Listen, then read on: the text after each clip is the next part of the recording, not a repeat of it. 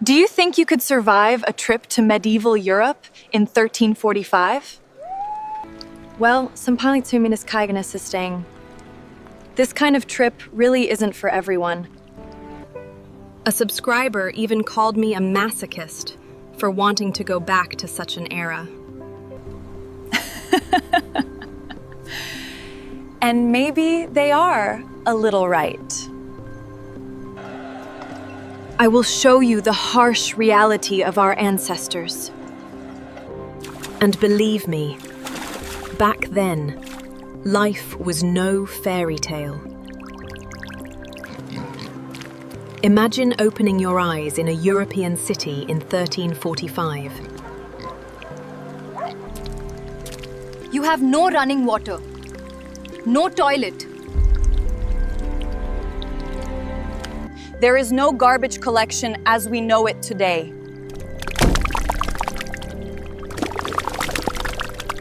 No disposable gloves, masks, industrial detergent, or sewage trucks. And no chance to simply turn on a tap and wash the dirt away. Now imagine you have to work.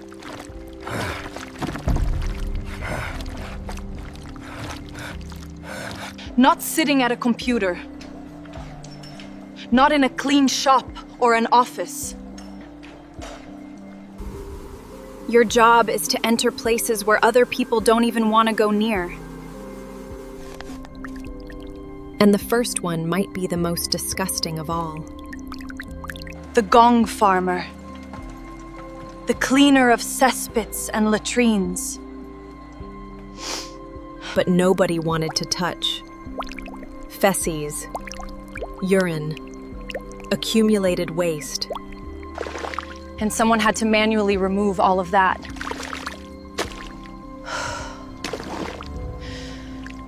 Medieval cities lacked the modern sewage systems we consider basic today. Waste piled up in latrines or pits that needed to be emptied periodically. And when the time came, someone had to go in there. Think of a pit that spent months receiving human waste. Now imagine opening that dark structure. The horrific smell would be one of the very first things to hit you. Then came the actual work. Removing, putting it into containers, transporting it to a disposal site, all without any modern protective gear. And here is a terrifying detail. You couldn't just work from home. There was no app to call for help. This was someone's actual profession to survive. If you're already feeling disgusted, leave a like. The next job is worse. Remember, this was the daily life of a society completely without modern sanitation. Now imagine walking through a medieval city and finding a workshop. But it's not just any workshop. It is a medieval butcher shop. And right there, a completely different and brutal reality begins. The butcher worked daily with slaughtered animals. Blood, guts, fat, and bone, skin, and scraps of meat. All of that had to be heavily processed.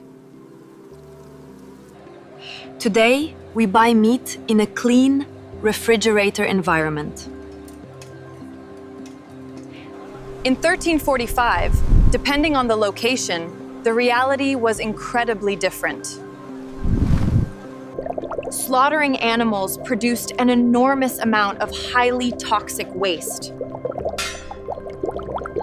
And that waste had to go somewhere, usually right near the slaughter area. You look inside the workshop. There is a massive carcass hanging.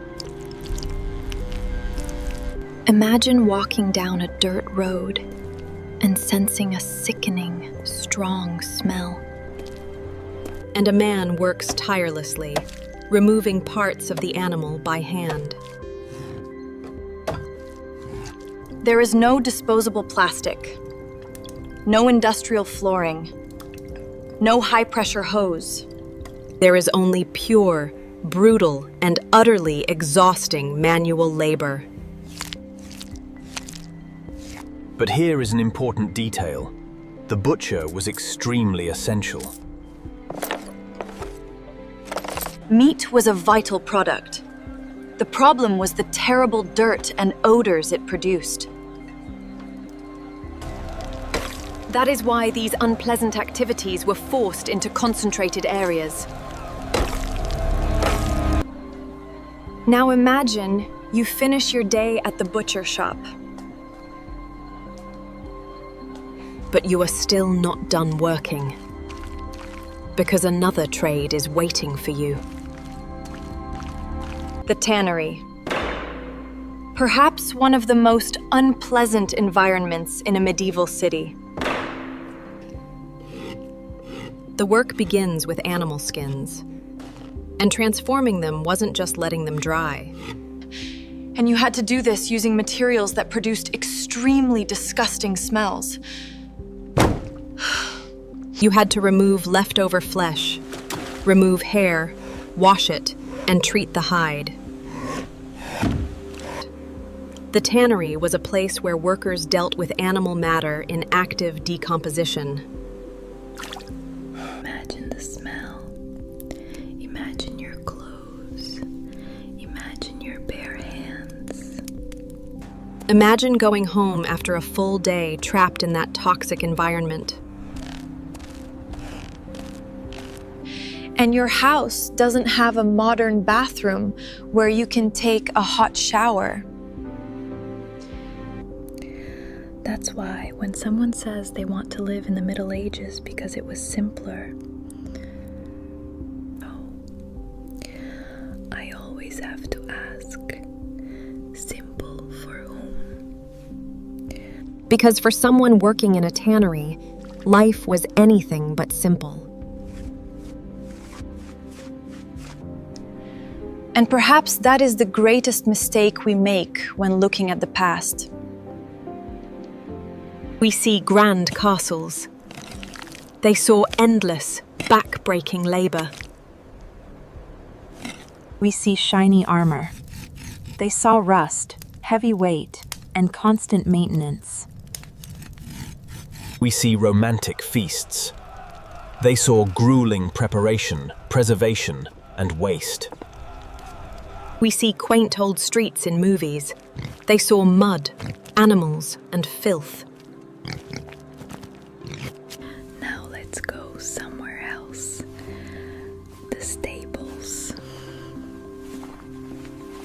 Working with horses, you'd think you'd be near important knights and nobles. But before a horse was ready for battle, someone handled the unglamorous part. Manure. So much manure. A horse produces waste every single day.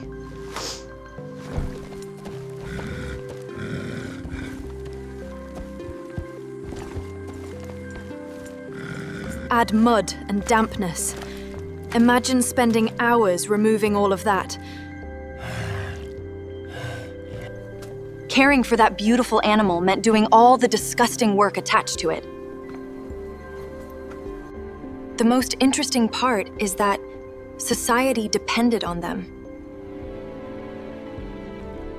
Without them, horses simply fell ill.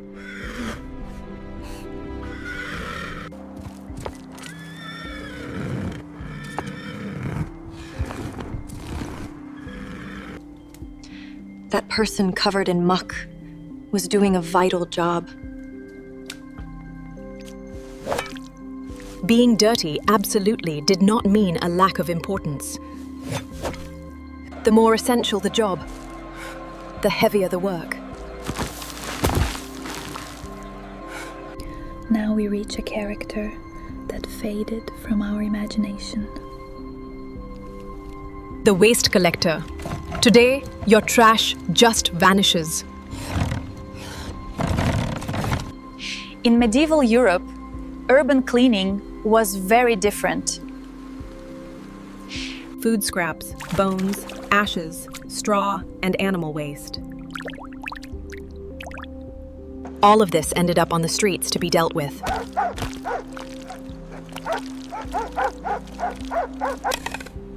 Starting the day picking up waste with simple tools. Surprisingly, many cities had rules for street cleaning. The city wasn't just a mess without any rules.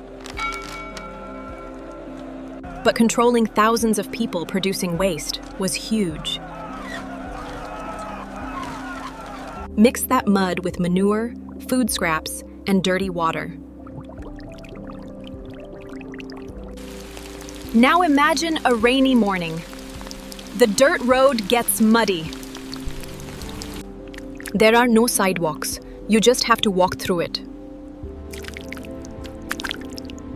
This is where we realize how our concept of dirt changed. Today, a stain is annoying. Back then, it was routine. But that doesn't mean no one cared. People did bathe. The big difference is that resources were more limited. If you think those jobs were bad, wait for the next one. Before modern sewers, canals and ditches had to be maintained. When they clogged, someone had to resolve it, remove the mud. This meant entering dark, damp, and contaminated environments. There was no modern maintenance team, just a worker and tools. He knows he must enter. He knows he could easily get hurt. It is hard to imagine when we just turn a tap for clean water. Now let's look at a seemingly innocent job, the candle maker. You imagine a calm person, but they used boiling animal fat. Imagine massive amounts of fat being processed. The smell, the smoke, the heat. Clothes totally soaked in animal grease. Society needed light, so someone had to endure making it. Sick animals, manure, urine, blood, and endless mud. If an animal fell ill, a whole family suffered. It was serious. And here, our journey through 1345 gets even darker. The Black Death would hit Western Europe heavily in 1347. Imagine living in 1345 without knowing the catastrophe to come.